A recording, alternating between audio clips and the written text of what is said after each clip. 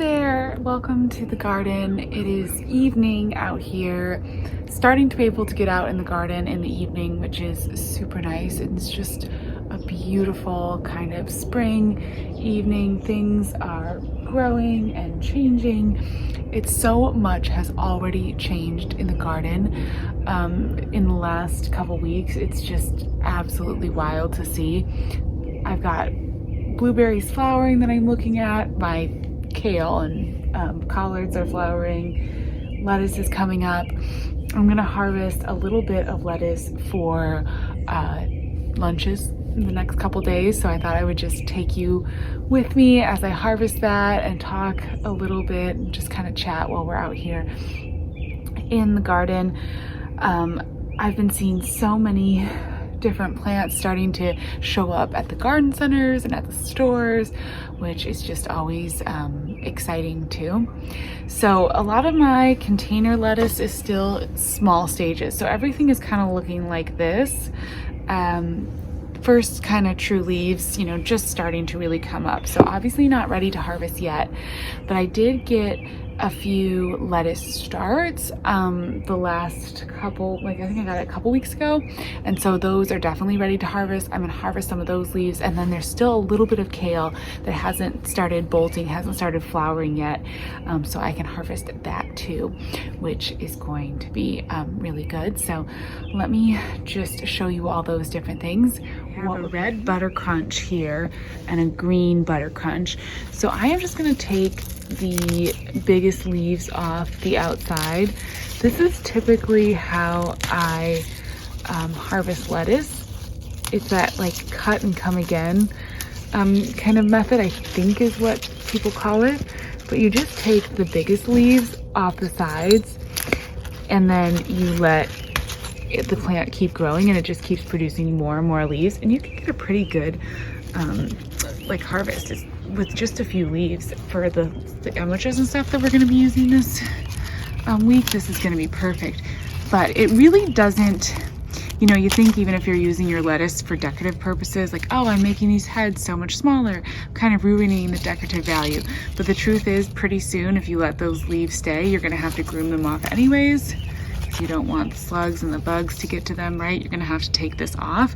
So it's better to just keep harvesting and then eating these leaves rather than having to just come back in a week or two and groom them out. Anyways, you know, you're gonna have to remove the dead leaves. So I find that the cut and come again is perfect for just harvesting in general and as a way to eat lettuce, but it's also perfect too if you're using your lettuce for decorative value, which is really a big part of what I do as well. I'm a big fan of using lettuce in spring containers. I think it looks really pretty, and honestly, it's like one of the only green fillers you can get this time of year.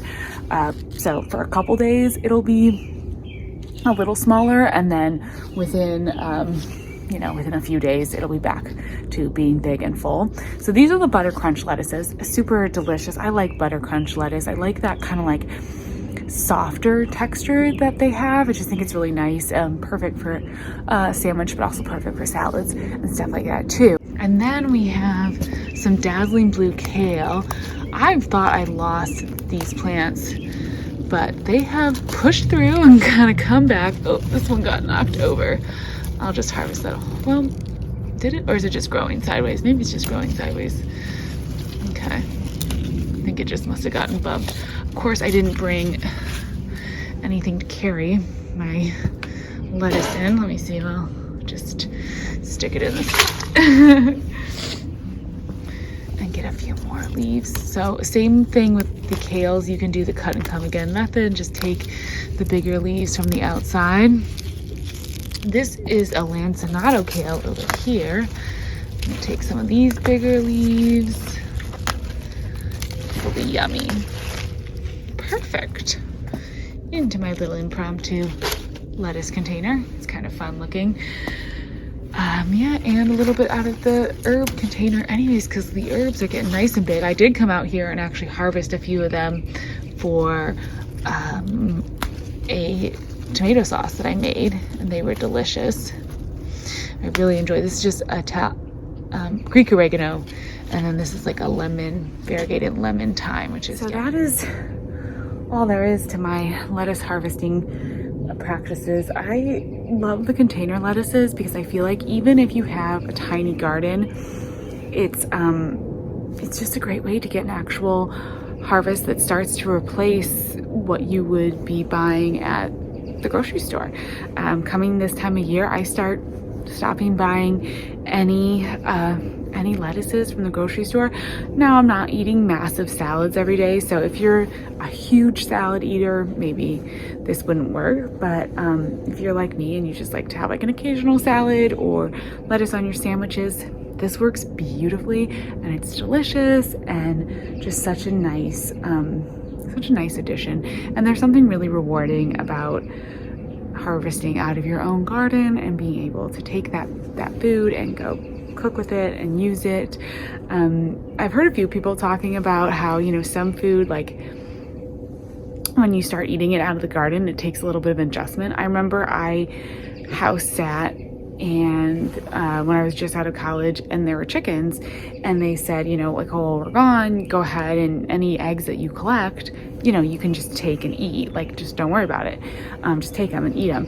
And I remember sitting and like staring at those eggs on my counter and feeling kind of, I don't know, kind of weird about eating the eggs for some reason. Knowing the chicken was like weird. And I find that there's a few things in the garden that are like that for me too, where it's like I don't know why I don't want to eat them if they're from my own garden. I don't know what that is. It's like a really funny thing because it's all the same stuff, and it's even better because I know there's no pesticides on it and where it came from, blah blah blah. But some things, I'm trying to think of a good example.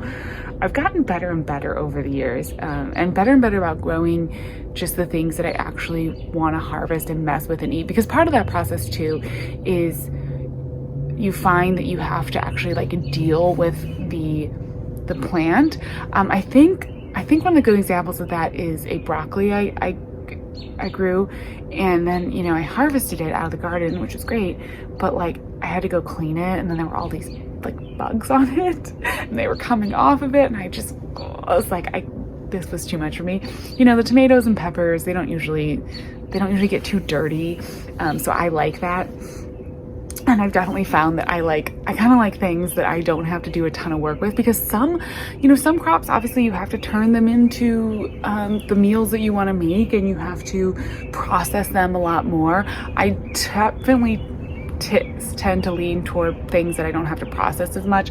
The lettuce, I'm gonna have to go wash it and spin it in the salad spinner. That's one of the more labor intensive crops. So I will say that if you get into growing your own, you know, like lettuce, which you can do in containers, and it stays a bit cleaner in containers. You don't tend to get quite as much backsplash on it, and the lettuce leaves don't get quite as dirty, but you are gonna maybe wanna invest in a salad spinner or something so you can really get it clean and dried off and everything. Although you can also just use a towel, like wash it and then put it on the towel, wrap it up or whatever.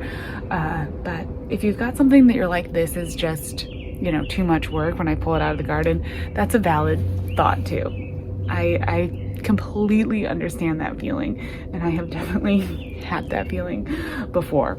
But anyways, it's getting dark out, and I am going to go wash my lettuce now, because it's going to be delicious, and it is one that I truly love. Anyways, so I just wanted to come out and film this little impromptu video, share with you my harvest. It looks delicious. Thank you so much as always for watching, and I'll talk to you soon. Bye-bye.